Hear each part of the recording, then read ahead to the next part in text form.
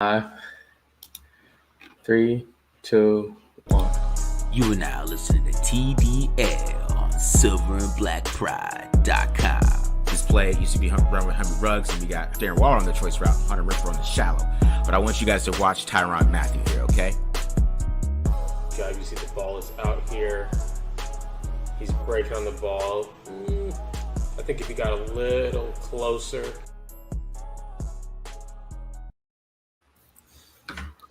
All right, Raider Nation, we back. We back in effect. Okay, you know, you've been seeing a lot of videos from Marcus breaking down draft content. Okay, check him out. He's in Mobile as we speak. Senior Bowl status. Senior Bowl? Boots on the ground. Tate Don't Lie has boots on the ground in Senior Bowl. I noticed that you changed your Marcus just bailed on us for a second. He's going to jump back in. But Marcus and I, we're going to recap, you know, the Raiders signing Josh McDaniels to be their head coach. Also, Dave Ziegler comes over from the Patriots. Two guys who have worked together in the past. Marcus, right before you cut out real quick, I was telling him you're in Mobile. You got boots on the ground. I noticed that you changed your Twitter avatar, Twitter logo, or whatever, to the Tate Don't Lie. Yes, sir. So you're trying to represent. Is that? Yeah, I'm trying to expand the brand, bro. I'm trying to expand the brand. I see you expanding the brand. I see you for sure. Yes, so before we jump in, you want to give your first thoughts about Senior Bowl. I know you're going to be filling in the Tape Don't Lie audience about the Senior Bowl, but you want to give your first thoughts before we jump in here? Yeah. So Mr. Matt Holder hasn't landed yet, but we are at the Senior Bowl right now. I'm in a hotel. As you can see, I got some weird art behind me. It's not normal. It's not my home art. You guys can try to tell. So at the Senior Bowl right now. You know what I'm saying? I just went and got my media pass. It's kind of boring out here, which is interesting. But I did see some big ass players so far. But I'm excited. Pick out some Devontae Wyatt, which the option there is for 22. Roger McCreary has some short ass arms, so it'll be interesting to see where he goes. And, checking out some other players, and watching for my dude named Tyler Jones from Connecticut, defensive tackle. Okay. He's got some great tape, and he's from UConn, so he's kind of unheralded, but that's somebody you watch for defensive tackle. But this defensive tackle class is kind of ass, so I don't know what the Raiders are gonna do there. But we got a new coach. Let's talk about that. So let's talk about that. Okay. So first things first. Josh McDaniels comes over, he gets signed, but right before they, hired him, they also hired Dave Ziegler to be the general manager. Both these guys come over from the Patriots. Both these guys went to the same university, apparently, which I didn't know until the press conference. They kept on talking about it. So these guys go back a long ways back. One of the beat reporters, oddly, had a great question. Usually they have terrible questions, but one of them asked them, having that history together going back, was that like something that you guys were like trying to do? Were you guys trying to join forces? And they both said that it wasn't a prerequisite, but come on, that's the reason why they took this job, so that they can join forces together, right? Yeah. And having that kind of synergy, like this, I'm just using words that I was hearing from the press conference, but having that synergy, hitting the ground running, come on.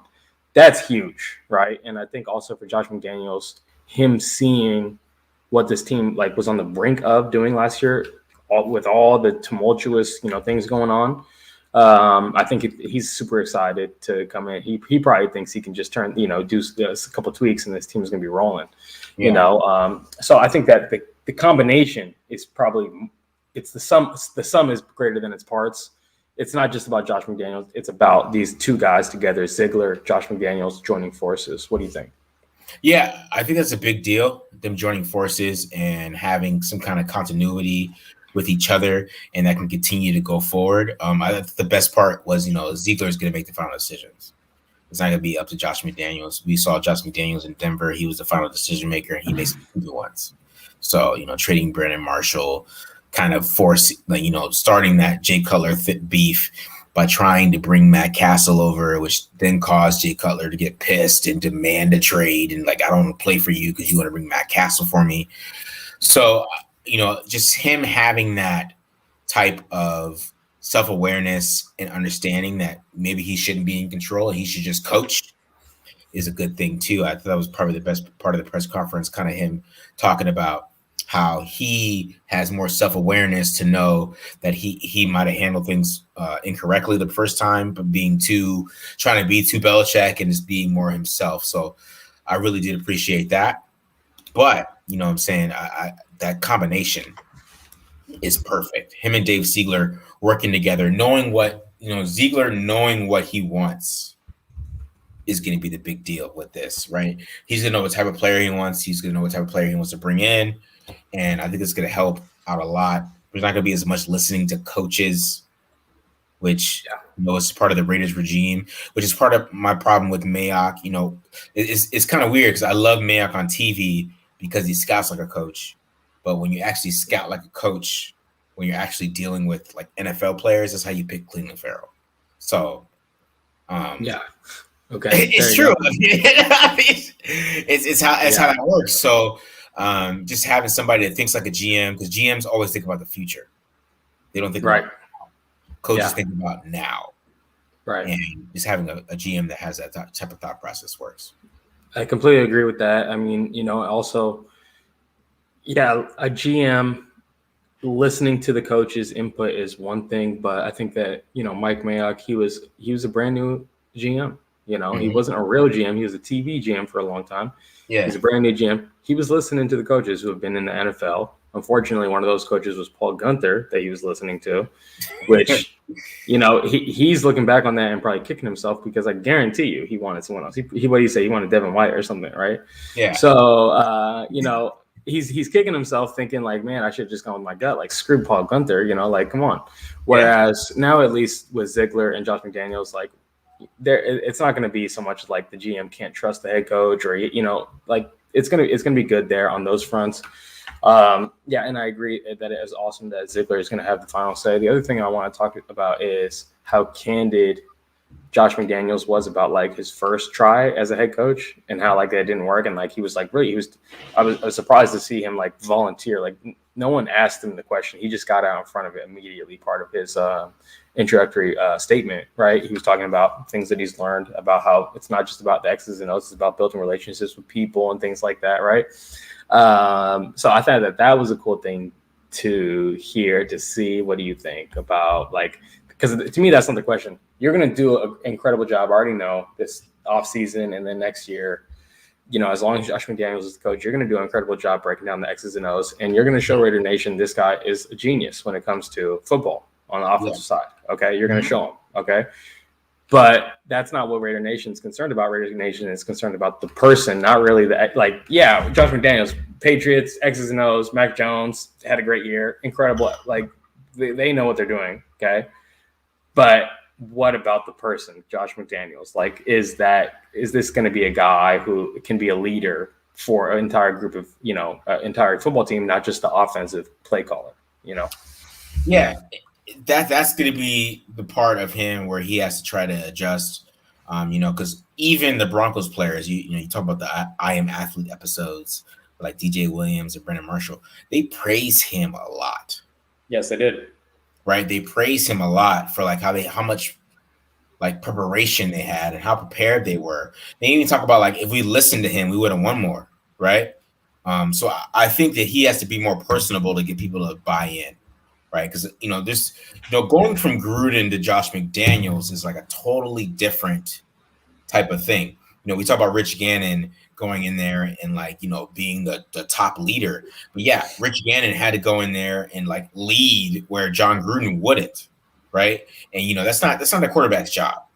So, having like a leader that comes in and keeps people in line, but also is personable, which Bill Belichick is, like that's a lot of the Patriots guys forget. Is like Bill Belichick's, he's dressing up like a pirate for Halloween, doing Halloween parties and things like that. He's connecting with players in different ways, then being hard on them when he's coaching them. Right. That it builds something different when you have that kind of dynamic. So that's what Josh McDaniels needs to work on. He can't just focus on X's and O's and all that type of stuff. He has to try to reach these guys, in a personal level and, show he's a leader that way. And I think that could work out, but yeah. Yeah. Yeah. And that's really the question mark. The question mark is not X's and O's. Mhm. We'll jump into the X's and O's a little bit. Obviously, we don't know. They didn't. At least I didn't hear them say anything about a defensive coordinator. But No. we can jump into talk about some X's and O's from Josh McDaniels and why it fits from the schematic part. But we had to talk about the personality, like who he is as a man, as a leader. That's the question mark. Like that. We're a tape don't lie. We're tape don't lie. We're a film channel. We can't obviously like get too in depth about all that stuff. It's just a wait and see thing for Raider Nation, how his personality is going to work in that locker room. Is he going to be able to get that command of the locker room, etc. So now I'm going to throw a question to you. Okay. All that other leadership stuff aside, on the football field, between the lines, why does this make sense? It makes sense because I think a lot of the things that are his strengths are Carr's strengths. Yes. I think that's why he wanted to come here. Yes. No, I think Derek Carr is a big part of this. And I know people don't want to hear this, because, Derek Carr's, he's just not a cool quarterback. He's not one of the cool guys. There's a lot of cool guys out there, they're just really cool, right? And Derek Carr is not. Derek Carr is not the cool guy. He's just, he's got weird hair. He's not really cool. He says weird things. He wanted to fight a media guy. He's just not like the cool type of quarterback that people like these days. So, but the film is different with him. So if you're just a quarterback coach or just a play caller, I mean, you're going to look at Derek Carr differently than fans look at him, right? So he's coming here with the idea of, I got an offense that already works for Carr. Like, I throw to running backs a lot. He's thrown to running backs 25% of the time since 2017. So that they do that a ton, right? They throw to running backs a ton. They do 21 personnel a ton. They do all these type of things to feature tight ends and feature different players that Derek Carr likes to get at, or the stereotypes around Derek Carr, hitting the slot receivers, hitting the tight ends. And with him, what he likes to do too is, his slot receiver is also his main receiver, which Yes. is something that's interesting. We're talking about getting wide receiver ones and finding some kind of big wide receiver outside, but he runs 21 personnel, and Julian Edelman is his main guy, right? It's Gronk and Edelman, right? So it's not like Edelman leaves the field in 21 personnel. It's all about like feeding that guy who's the guy. So that's why I see like there's more Hunter Renfrow this year, probably a lot out of 21 personnel. You know what I'm saying? A lot of more Darren Waller. So with the way he calls plays, I think it fits this offense in the way Derek Carr works too. I think the way Derek Carr's mind, and also one thing I think is going to get out of is Derek Carr trying to be a damn playmaker, which has been bothering me for a couple of years. You've been following the Carfax all year. You know that I don't like him being a playmaker. And I think this is going to get him out of that mentality. He's going to be like, you be the pocket passer that you are. And you're not trying to, like make plays and rough throw, take the football in different areas and fumble and turn the ball over because you're trying to be, because, John Gruden wants you to be Patrick Mahomes. You know what I mean? I think Josh McDaniels is going to be like, you're a pocket passer. I'm going to build a pocket passer offense around you that's spread and, get you a lot of good looks. One thing I like about watching McDaniels is there's a completion everywhere. Yeah. There's always a completion. So if you want to find a completion, you can find one. Yeah. And it's going to be good in that aspect that I think, especially since they really like Derek Carr, I think they're going to build an offense to keep him in the damn pocket and stop him from being the turnover playmaker that John Gruden wanted him to be. So I think that's going to help a lot. And, in 2019, we all complained they didn't throw downfield, but Derek Carr only turned the ball over 11 times. So I think we're going to see that. More like that. Yes.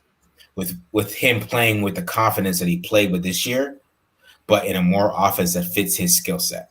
So that's why I'm excited about it. What was interesting that Josh McDaniels, he kept on talking about, by the way, I completely agree with everything you said. Hopefully that you were seeing, I was nodding along. Yes, I agree. Like the personnel is a Josh McDaniels personnel. Like we were talking about, who's going to win on the outside and all this stuff. Like Josh McDaniels comes in like we might not even see them draft a wide receiver. Like he's good with this. He can cook with this, what they got right now. Yeah. But he kept on saying stuff like, we want to be he kept on saying he want to be an explosive football team.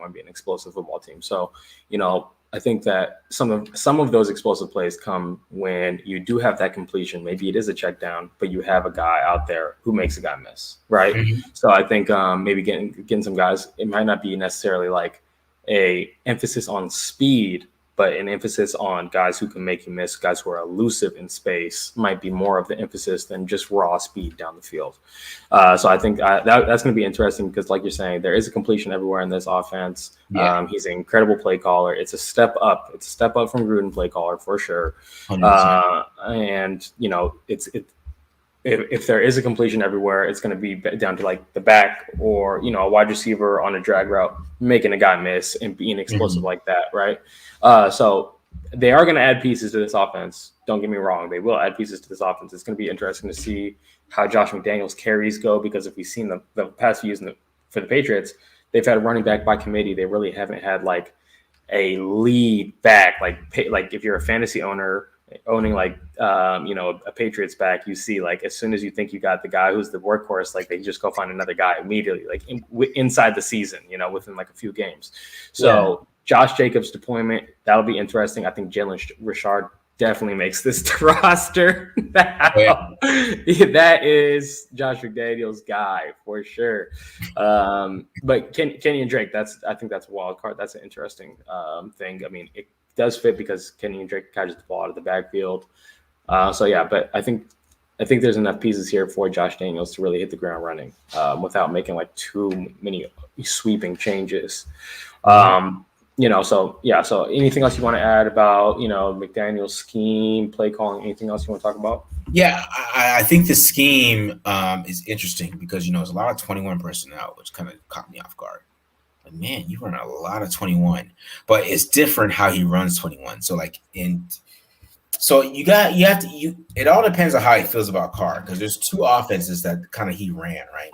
So you have like the Mac Jones offense, which is like kind of a mixture of, power and spread. And then there's Tom Brady, which is like pure spread, right? Yeah. He still ran 21 personnel just as much out of the spread.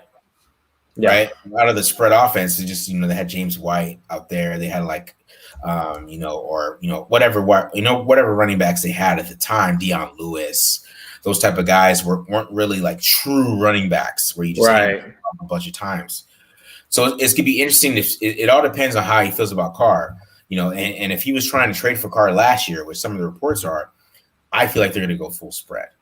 I feel like they're going to come out. They're going to spread the football around. They're going to. I'm not saying they're not going to do 21 personnel, but I think they might do that. One thing people talking about, like how they didn't run 12 personnel when they had Jonnu Smith and Hunter Henry, but when he had Aaron Hernandez and he had Ron Gronkowski, that's all they ran. They ran like 40% of the time. Jonnu Smith is not Aaron Hernandez. I mean, let's keep it real. But he featured Hunter Henry a lot. So it's going to be interesting how this offense works, especially with the running game, too. They've been a duo power inside zone team. A lot of tosses, a lot of pin pull sweeps, a lot of inside zone, not a lot of wide zone, not a lot of mid zone, nothing like that. So it's going to be interesting how he adapts that, right? But from a passing game aspect, I think it's going to be really good for Derek Carr. Like I said, they're going to get the ball out of his hands quick. A lot of options everywhere. It's going to work for him that way, and he has the mind to deal with it. Now, I will say this. It's going to be hard for them to find a wide receiver that can come in and just do it. Because, right, Hunter Renfrow, Darren Waller, they're pretty good with the choice routes inside. But this offense has choice routes like outside. So let's say you have a middle of the field open, which is cover 2 or whatever, and you're running and you're outside, maybe based on the design, if you see middle of the field open, you might keep going straight, right? But if you see middle of the field closed, you might do a post. If you see cover 2, you might do a hitch.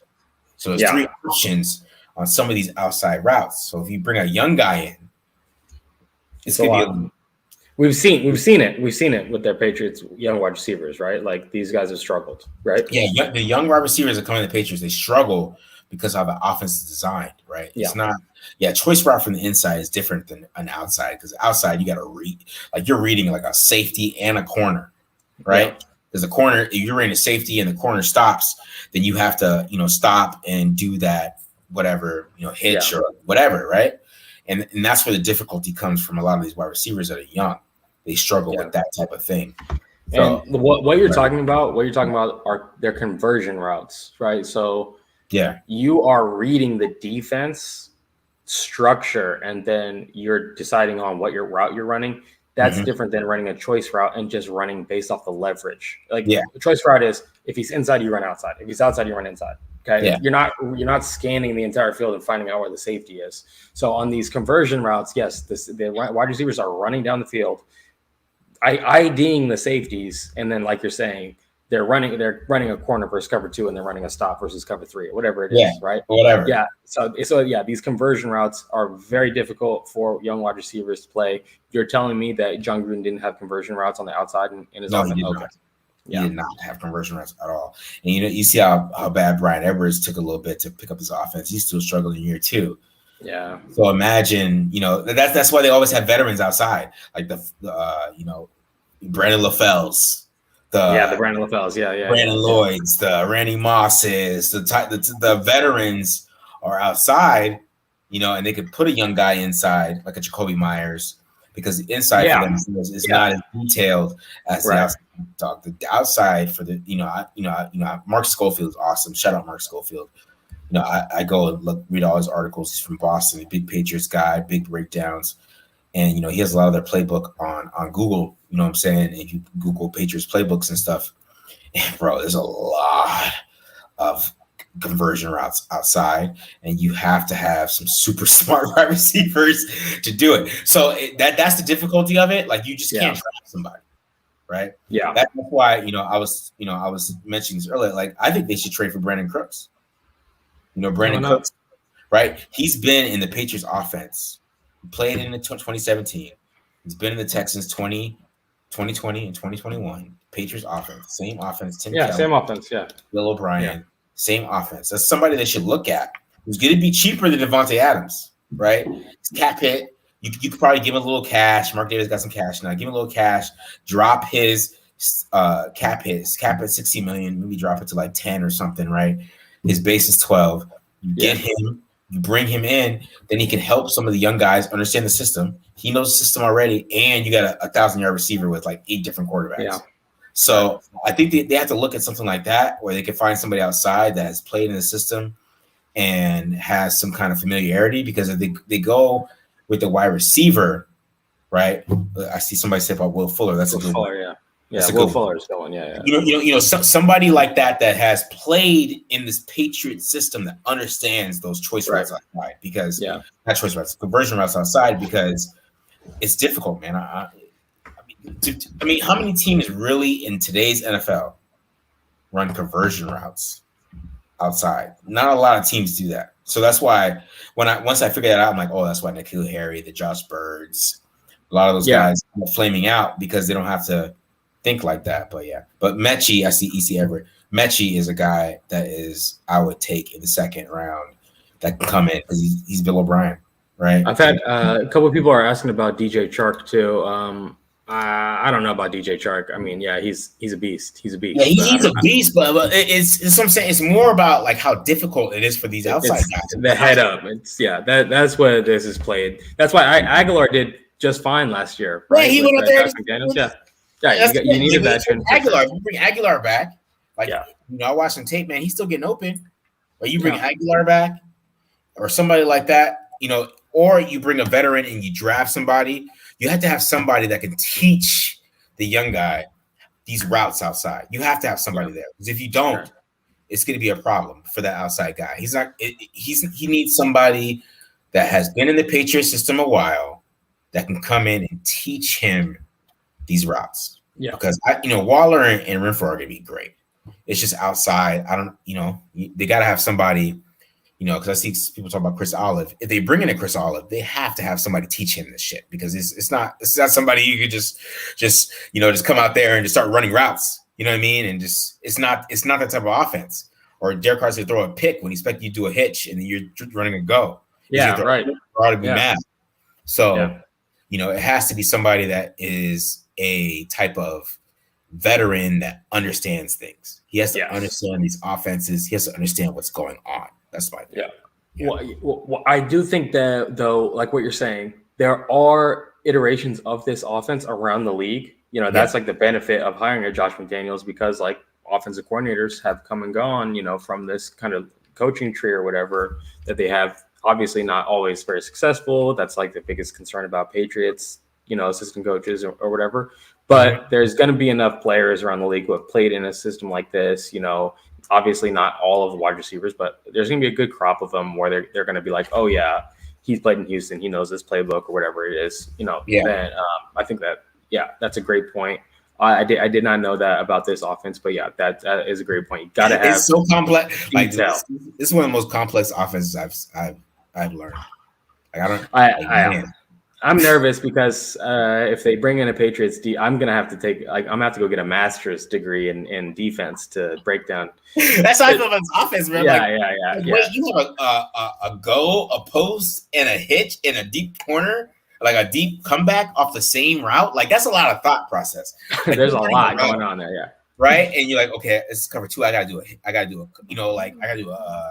hitch route. That's like Philip. That's why like players like Philip Dorsett, he played a lot because he had the trust of Tom Brady to always make the correct decision when he's running those routes. You know, and man, that is difficult. So you know. That's what I'm saying. Like, you know, somebody saying DC will thrive. Like, Derek Carr is going to thrive in this offense. He's going to pick it up, right? Yeah. It's more about, like, I think, you know, Derek Carr, the Darren Wallers, the Hunter Renfrows, they're going to pick up this offense really, really well because they're hard workers and they're disciplined and they know what they're doing. It's just more like if you bring a young guy in, you know, you better know his character and you better know that he's a hard worker because if he doesn't, he's going to cost some interceptions by running the wrong route.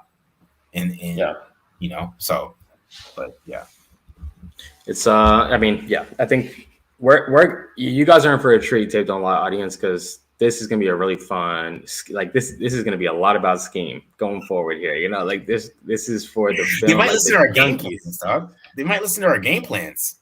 They are. These guys might uncover every rock. You're right. They might. Who knows? But so like this is going to be there's going to be a lot of X's and O's that we're going to have to, like, I personally am going to have to learn because whoever they bring in as a defensive coordinator probably is going to be running entirely way more complex defense than Paul Guenther even ran.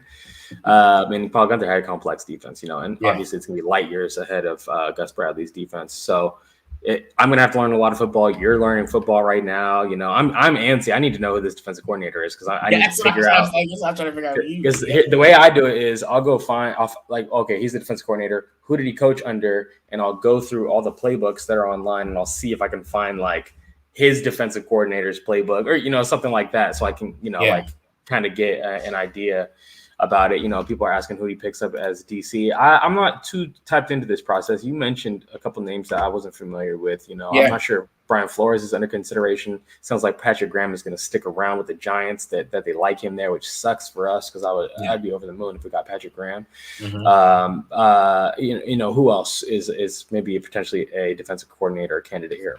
I mentioned this guy to you on Twitter, but Ed Donatel. Okay. Where it was a secondary coach for Josh, and when he was in Denver. Oh, that's the connection. Oh, yeah. So Ed Donatel was a secondary guy for McDaniels, and Ed Donatel is a Fangio guy. He really is. He's a Fangio guy. Which Sean Desai saw that he's a Fangio disciple, but Ed Donatel is too.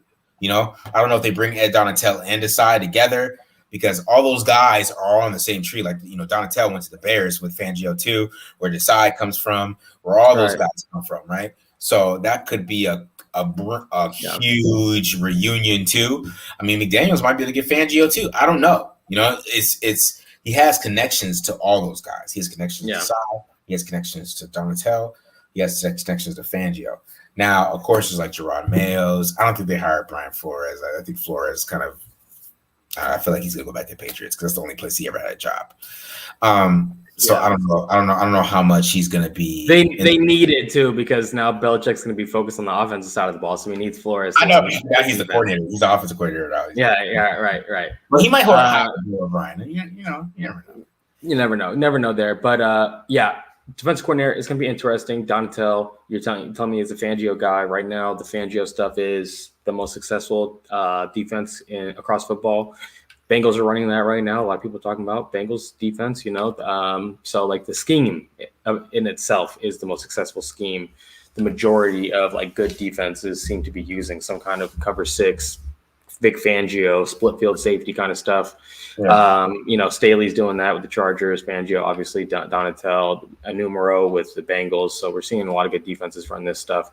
So I think that the scheme, cool, that'd be great. But obviously, there's a lot of question marks if these guys even fit because there's such a cover three heavy scheme. How many of these guys actually even fit? So, but there have been no decisions made on defensive coordinator at this time. So sit back, relax, sit tight. Trust me, when we do find out who the defense coordinator is, I will be spending all of my free time breaking down film for you guys. So don't worry about that. Anything else, Marcus, before we cut out here? Nothing else. I mean, I've watched a lot of Tom Brady this week, man. I just want to say he's the GOAT. But you saw Josh McDaniels admitting it was a fumble, right? What's up? You saw Josh McDaniels admitting it was a fumble, right? He did admit that? Well, Tom Brady did that on his doc, so that's okay. Which I'm super excited about. I'm super excited about Tom Brady retiring. You guys have no idea. I think the Raiders are cursed by him. I feel like the curse is about to be lifted. Yes. It's about to be lifted. Tom is gone. I don't know what's about to happen, but just so you guys know, I mean, we haven't missed the playoffs this much since the Tuck rule. Before that, we used to make the playoffs all the time. So I really feel like things are going to change now that Tom's gone. I think and then we got Tom's guy coming in. I feel like this is like some kind of like, I don't know. Yeah. I'm just saying. I mean, yeah. Look, and here's the real truth. Yeah. There have been no successful Patriots coaches who have left the Patriots. I mean, Bill O'Brien got to the playoffs, right? But that was like four times. He's got four. He's got four. 4 playoffs, Bill O'Brien. He got before. You're right. He got before Deshaun Watson. So, okay, but other than that, it's not like a bunch of success that we can point to around the league. So I do think, while it is exciting, the X's and O's standpoint of it is super exciting. We have still a lot to learn in terms of like just everyone's personalities and how this fits, and if they're even gonna. We don't know. A lot of these players. We saw how much they love Rich Bisaccia. They were going to bat for Rich Bisaccia on social media. It's not necessarily like a slam dunk that they're just going to be like, okay, yeah, Josh McDaniels, let's hear what you got to say too. I mean, I'm sure most of them are going to handle their stuff like a professional, but you never know. You never know how long it's going to take for that message to set in, I would say. So we have to find out a lot of things. History is not on our side, Raider Nation, but Marcus has a good feeling about this. He feels like this is going to lift the curse. So I just feel like the curse is lifted. I feel like the curse is lifted with him gone.